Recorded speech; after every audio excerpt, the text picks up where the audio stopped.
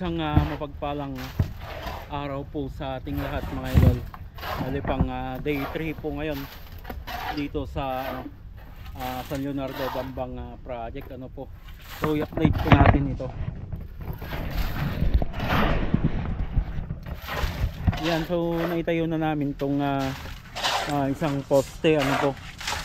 And then sa una mga idol ay yun sa demolition naman So malayong mas matagal yung proseso mga idol kung may mga kailangan pang bakbakin na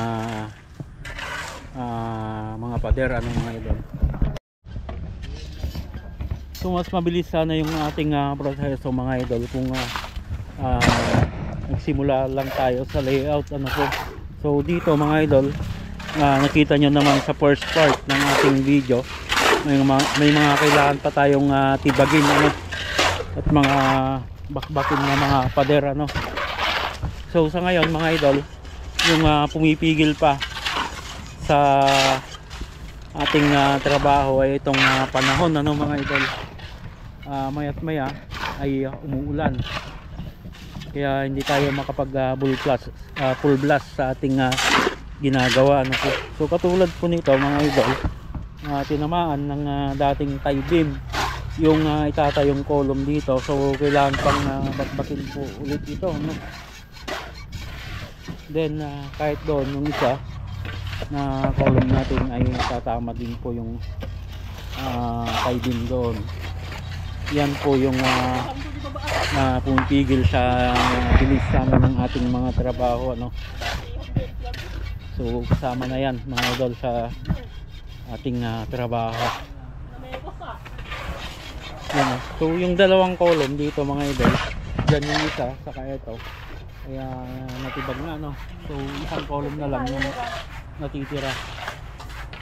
So hopefully mga idol bukas ay may tayo natin pa yung karagdagang column.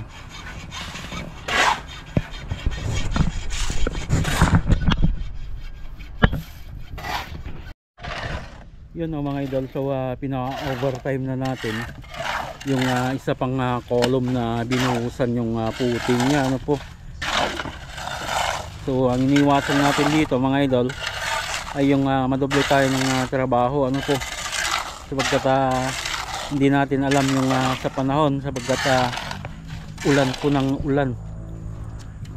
So para hindi na tayo maglimas dyan mga idol, bawat butas na mahuhukay, uhulugan na namin siya ng bakal para mabuhusan na agad.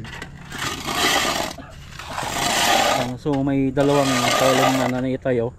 Then hopefully bukas ay itayo pa natin yung iba pa.